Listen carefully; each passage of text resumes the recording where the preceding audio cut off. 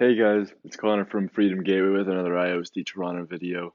And today we're here to talk about just some of the updates that have been happening a lot in IOST and in crypto in general. So on the rankings, we've got IOST Toronto currently at 39 and at a 14.5 yield.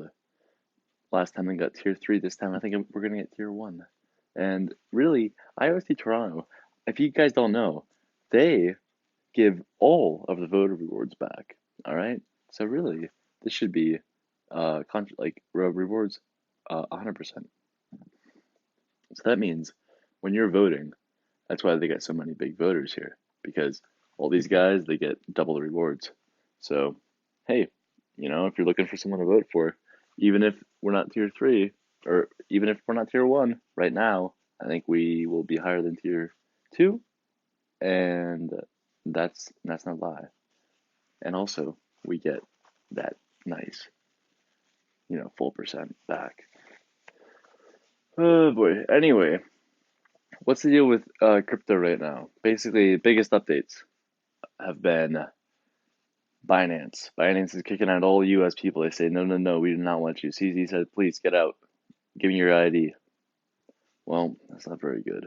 I think this is really going to lead to a lot more of a growth in the peer-to-peer markets, right? Things like local bitcoins, things like Paxful, and and the like, right? So the other thing is that just right now in crypto, there's so many people going into all of the developers are making these dApps, mainly for other developers. They're trying to show off, I think. Like you've got voice from one block, and what is that? Like they're doing identity on the blockchain. They're trying to basically compete with Facebook. When Facebook's already crushed everybody, right? You're not gonna make Facebook into the MySpace of yesteryear just by going in and making some hard to use dApp that will get 5 users tops. All right, make another Steemit copy. Like if Steemit needed employees, it's not really decentralized. So why would you even put that on a dApp, right? If you need employees to make it, well then just put that on a SQL server, run it, scale it, just like any other social media platform. Why do you need to make it for a niche of cryptocurrency? Unless if it's something that scales with the power of the blockchain, right? That's the only use for you know, blockchain dApps that are social media. It, there's no other way about it really. And the other thing is, why the hell would anybody pay money to use Facebook? Or why would they try? Why would you make a system for people to try to make money on Facebook? Does that make any sense to people? Like people like let's use an analogy, right? People say that they should be rewarded for using Facebook because Facebook makes money and advertisers pay to get their views and their clicks and whatnot, right?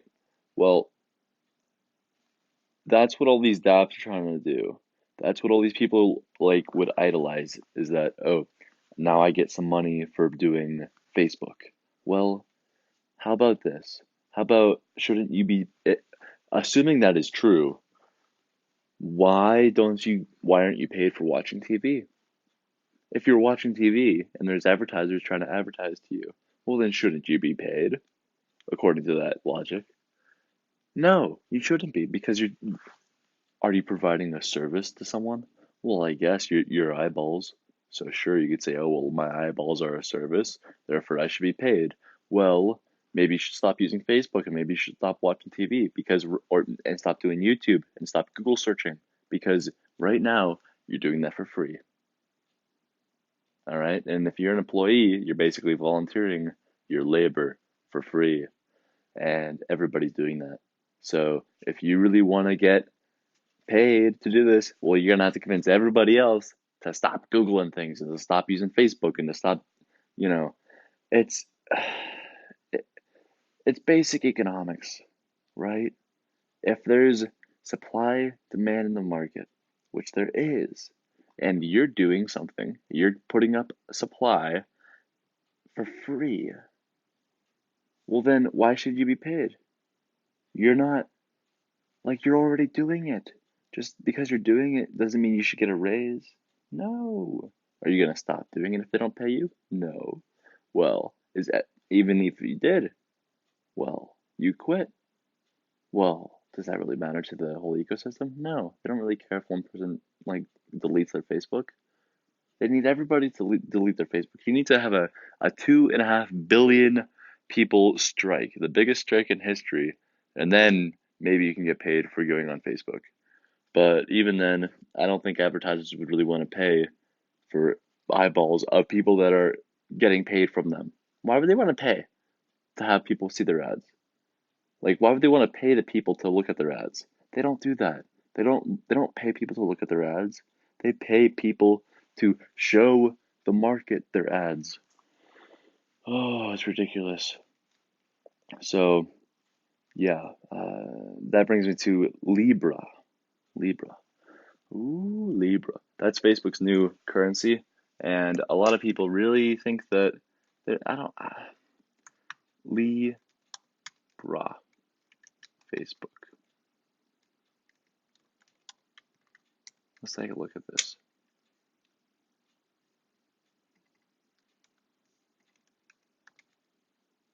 Facebook currency.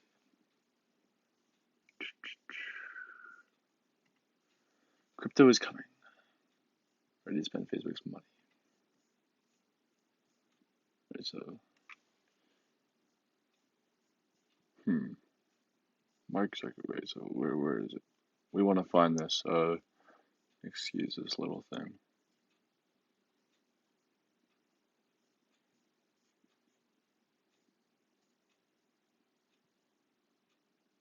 It's just about to be functional as a stable coin, exactly.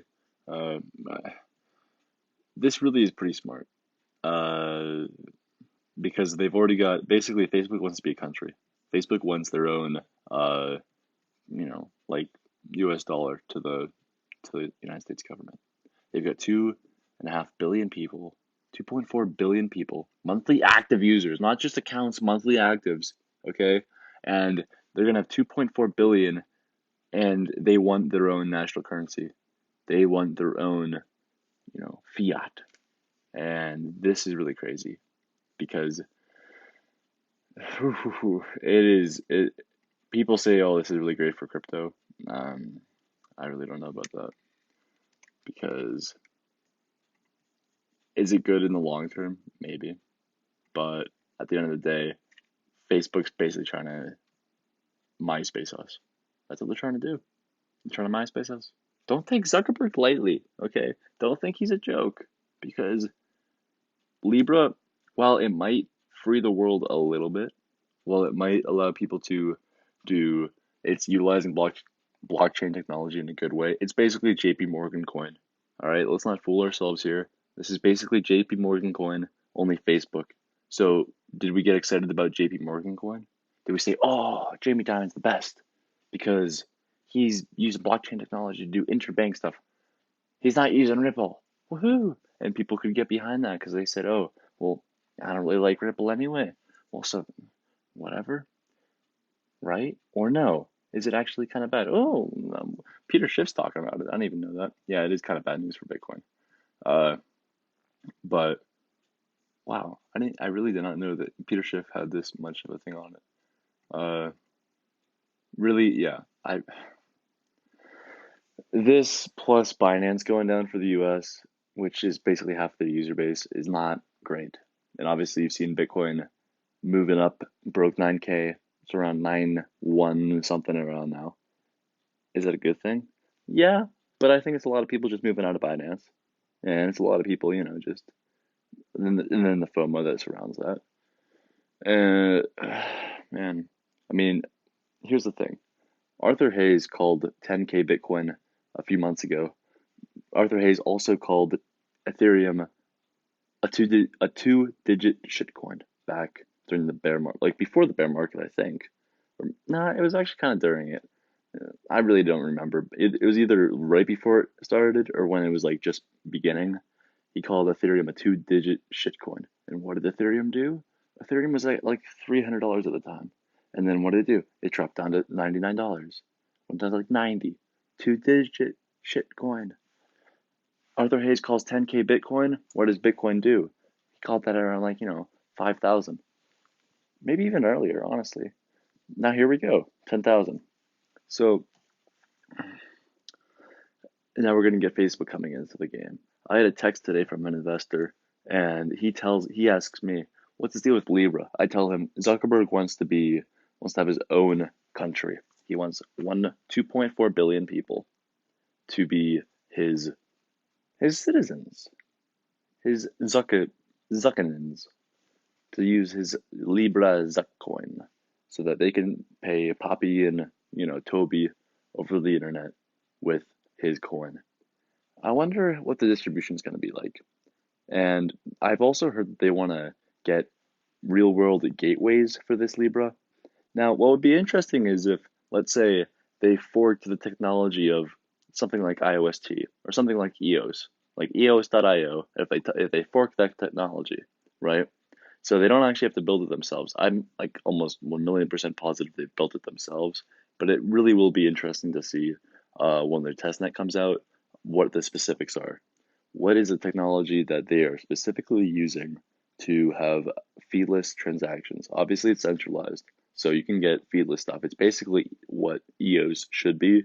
Like, why even try to be decentralized if you're not? Like, you're giving up so much scalability. You should just be all based in block one, right? Like, just like admit it. Like, guys, yeah, we're just gonna make it better because this is just what would be better for all of the people holding EOS instead of just letting Bitfinex and Huobi control it, and then you wouldn't have all these forks. But that's what they should do, in my opinion. IOST is different because uh, they're very decentralized, as decentralized as you can be with how scalable they are, right? Now, a lot of people don't even really have IOST in their mind when they're thinking about the next coin, right? So I was talking to a guy today. He wants to build a peer-to-peer, not a gambling DApp, but basically a peer-to-peer market for gaming. Now, I know what this sounds like. It sounds like, oh, geez, great. We're gonna have Call of Duty on the blockchain, peer-to-peer. No, that's not what it is. It's if someone wants to play, let's say you want to play your buddy in 8-ball pool on your iPhone, right?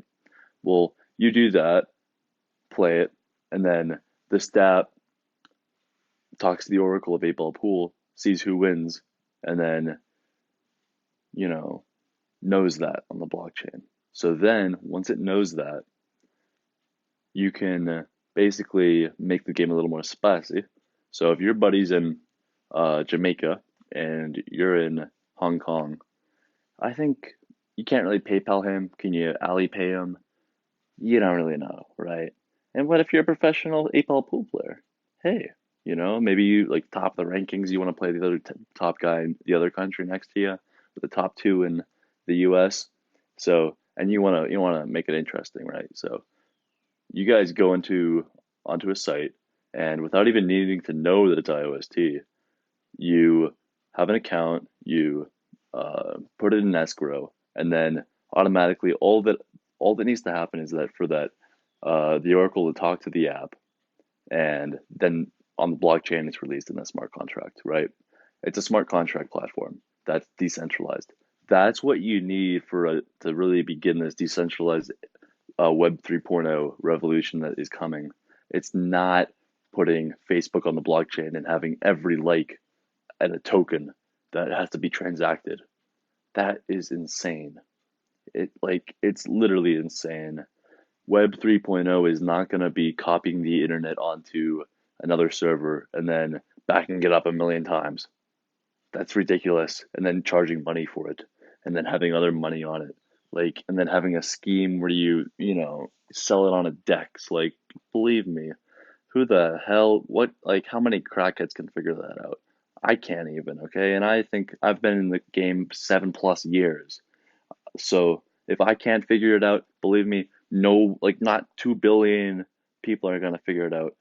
So you want to let people do what they would either not, they don't even know they want to do yet, or, and also what they want to do but don't have an avenue to, right? So it's filling the void, and this is where block, I think a lot of the developers have are having issues and why they're really just chasing, uh, you know, chasing ghosts at this point.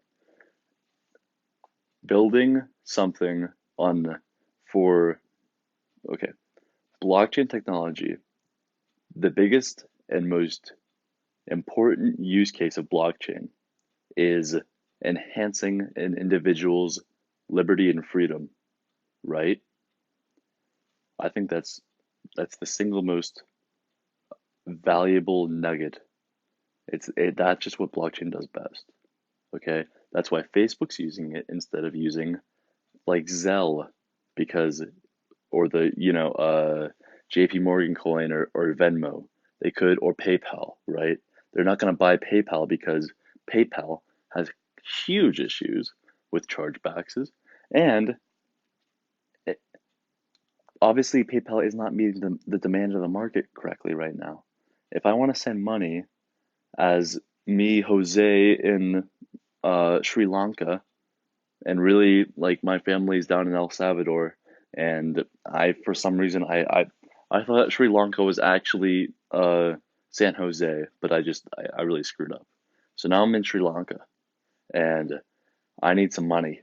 So my family in El Salvador has my other brother up in San Jose, and he's working at Google, and he sends money to San Jose and then sends it to me in Sri Lanka. Well, you can't do that with PayPal. Like, it's impossible. All the fees and then all the, like, you just can't do it. How am I going to get my money out? But with Libra, I've got a Facebook account. Boom. I got my Libra. It's a stable coin. Oh, now I got dollars, right? You didn't even have to do foreign exchange. All right. Now I can just go and say, hey, you got Libra? And then obviously the guy behind the counter who's got this little, like, push cart, he's got, like, like you're walking around the streets of Sri Lanka and you see some guy with a kebab stand. He's cooking up kebabs and he's like, yo, what's up? And I say, yo, what's up? I want a kebab. And he says, okay. And I say, I don't have any of this, of these like Indian things. What do the Sri Lankans use as currency? But I do have Libra because I got a Facebook. Do you have a Facebook? And he says, oh yeah, duh. And I say, can I pay you in Libra? And he says, dude, fuck yeah. I love Libra. It's stable. This currency I gotta, people steal it. And I gotta take it to the bank. It's a whole hassle. Just pay me in Libra. And he says, okay, here's my Facebook account. And then the Facebook business can start, accepting that.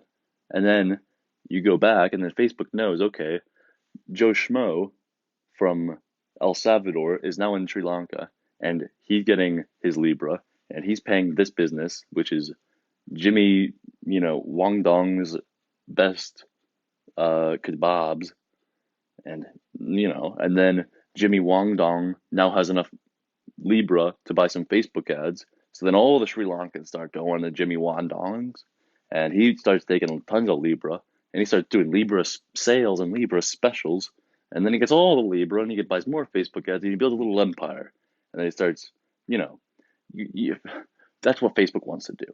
They want this velocity of money of this Libra to be insane, and I think it will be eventually. But that's where cryptocurrency can come in.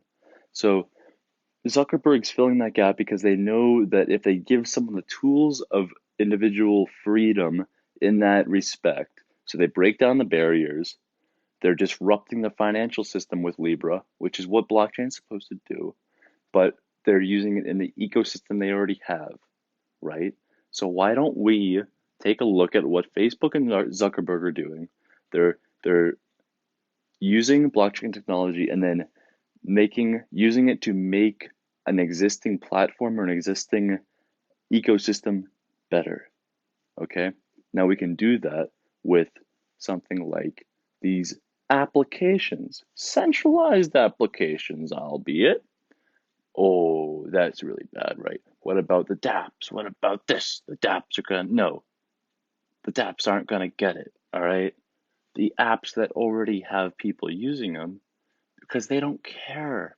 If I'm playing 8 ball pool or if I'm doing cup pong, I don't really care if it's on where I seriously, I've never, like, when was the last time you were playing Call of Duty or Fortnite or PUBG and were thinking, I wonder where this server's located right now? Obviously, if you're lagging, you're thinking that. But you're never like, man, I really wish this was like decentralized. Like, and if you are, you spent too much time in blockchain and you gotta get outside. All right. So you go back and you apply these things as a third party add on almost.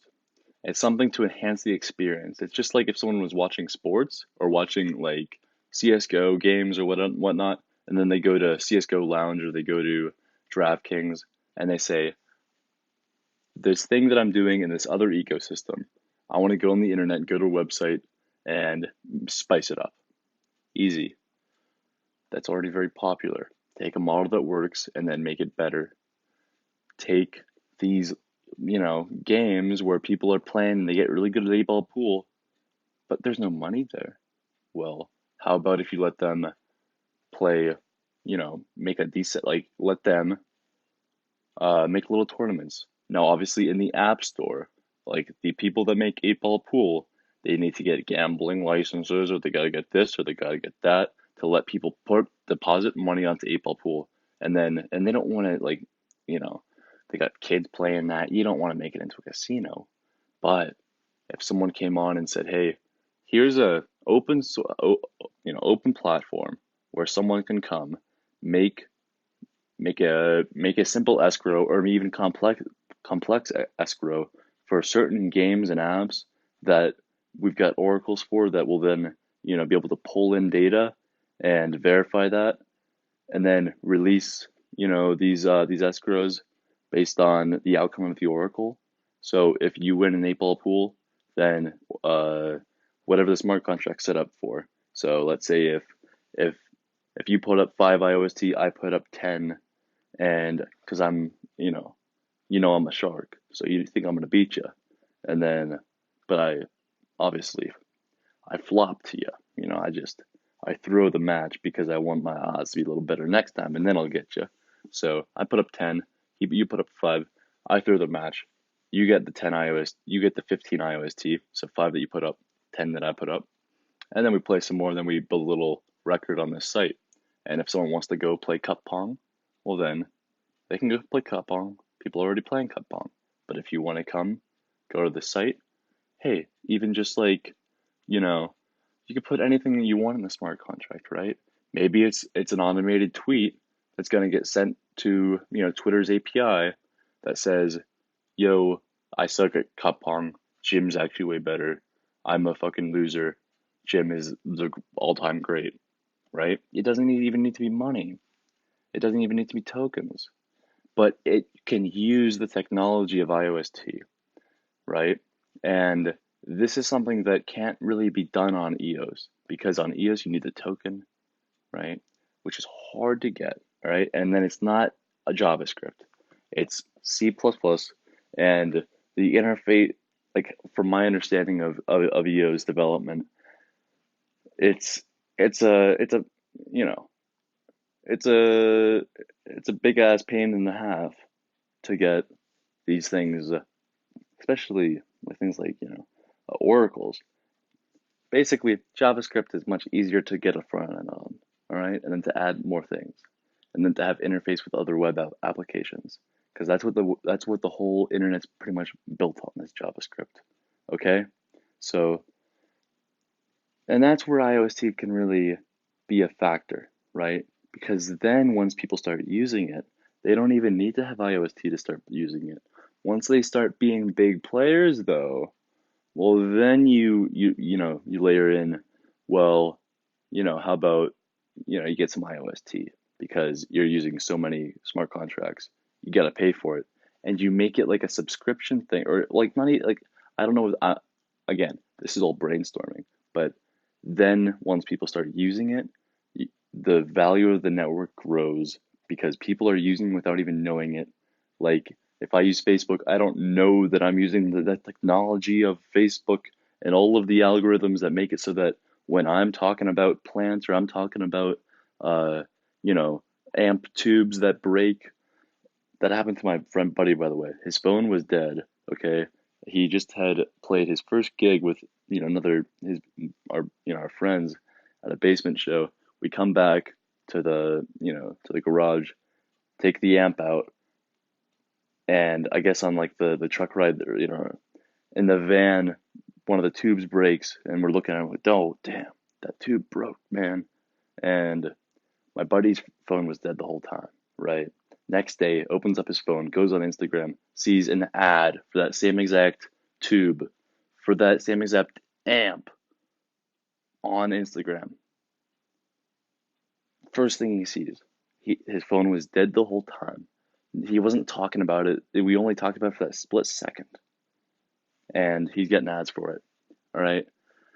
You don't need to know the specific algorithm that does that and that makes it really creepy, right? You don't need to know that. You just know that it's creepy. Or that I guess if you're you know just thankful and you actually really did need that tube amp or that tube for the amp, then well, there you go, you got a tube. So hey, but you don't think about how that happens most of the time. Same thing with blockchain. Why do you need to know about all of this intricate stuff of like the signatures and how to store your keys? Just fucking use it. All right, there needs to be a front end for people to use it. They use it, it works, it's better, no financial incentive involved, and then they keep using it. Value of the network grows. Look at the growth of cloud. Okay, how many times are you on a site and it says, hey, buddy, this is built on AWS. Give me the AWS token. Here's a really complicated 20-minute fucking YouTube video about how to fucking get this AWS token. And then, well, but wait, you can't use your credit card to get it. You gotta buy another coin, all right? You gotta buy just Zon, all right? You gotta buy Zon first. How do you get it? Well, that's another 20-minute YouTube video, and I don't know how to do it. You're gonna have to send it to your phone first, if you even find someone who's got it. All right, believe me, you'll probably have to wire money to somebody. You'll have to. Oh, it'll take weeks just to go to this one website because you got to buy Zon first.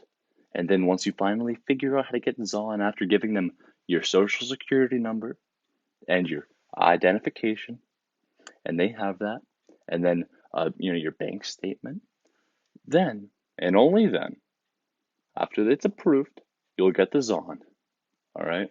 And then you'll pay $5 to send it to the place where you also have to give them your ID, you have to give them your social, you have to give them your address. You don't know who these people are, right? You just know they take Zon and they'll let you convert it into AWS coin.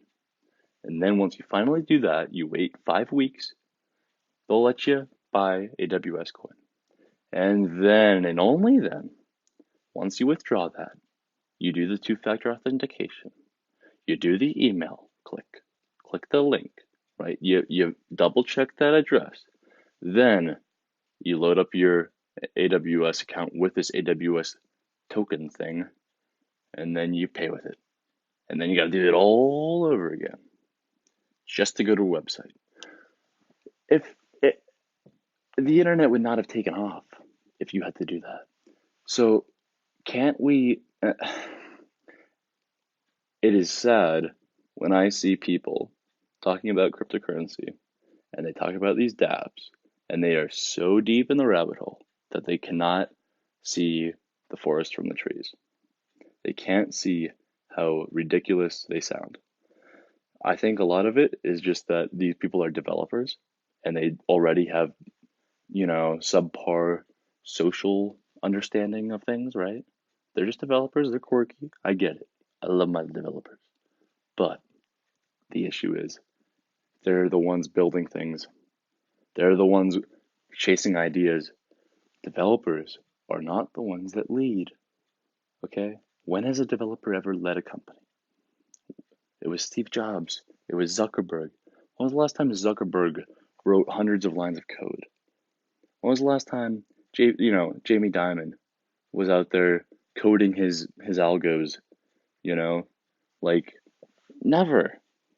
You don't let these people lead stuff. You don't let them their ideas they gotta be vetted through the other guys. So they're the ones that are typically the followers. And I get it. Not all of them. There's definitely some smart developers out there that can definitely have good ideas and they invent a lot of cool things. But to have a whole base of people that are basically, going after whatever weird, quirky card game they want to do because they like it, but they never think, well, is this actually going to be a success? And when, people tell them, no, this is stupid, they think, well, you just obviously want to steal my idea. Like, that's the issue right now in crypto. There's no leaders. There's no force of capital acquiring these developers and then saying, here's a good thing you should do. We're gonna make a lot of money doing that. We're gonna make a lot of money doing that. It's all these ICOs that just have shitty ideas. And then they just, basically own the developers and the developers are just stuck. And they end up just getting frustrated. And once they get out, they go to Google. So we need to avoid that in the future. Something that was built for, like I was saying, like if if you had a peer-to-peer open marketplace that could scale into something that was much bigger than just peer-to-peer, that was just bigger than just 1 to 2 escrow, and then had the oracles that could be added like extensions to the marketplace so that then you could say, then you can make it into, well, did the Steelers win or lose? Well, did IOST Toronto get tier 1 or tier 3? Did, Freedom Gateway install another machine or not? Is Bitcoin here or there? That's all up to the consumer to decide. And that demand is met once you have that platform for them to freely transact and to make these decisions and to add that if they want it. So, right now in crypto, I think a lot of people feel like there's not a lot to worry about. They think, oh, Bitcoin broke 9K. It's actually above it. We're going to 10. Libra's coming out, Facebook, all this just reaffirms all of the great things about blockchain, which it might, but really, this is the time where you know, we have to, show the world that we're worth our salt. We have to prove to the world and the market that cryptocurrency is able to actually win the support and demand and the loyalty of the average Joe without him even knowing it or not, right? If you took away Facebook and said Facebook's illegal now, 2.4 billion people who use it actively every month would freak out. 2.4 billion would be like, yo, what the hell? I do this like every day. Like, what are you doing? Now, cryptocurrency is even in like, obviously, a country would not ban Facebook, like completely, unless you're China, but that's for different reasons. A country's not just gonna ban Facebook or make it really hard for Facebook to transact and to be around. It's a public company for God's sake, right? But Bitcoin is not. Bitcoin, if it just got banned tomorrow, well, who's gonna like you know if they crack down super hard, who's gonna complain? I mean, who's riding on the streets because Binance is not going to accept any more US people? You can't log into Binance from the USA anymore. Who's riding on the streets? Nobody. All right. But if the average Joe really, if enough of a percentage of the average Joe's lives as a collective were spent in the crypto land, right? Then and only then, once you reach that point of no return, are you able to actually change the world and to make this technology a force to be really be reckoned with on the open market where it can't be banned, it can't be censored, because all hell would break loose if if if a power up be tried to do that. And if they did crack down, well, those people would not be in office anymore if it was still a democracy, right? And if it wasn't, well then that's tyranny for you. And honestly, let's think about it. I think right now in the U.S. we pretty much have tyranny, right? It's sad. You can't even open up a Binance account. What is this? All right, that's it.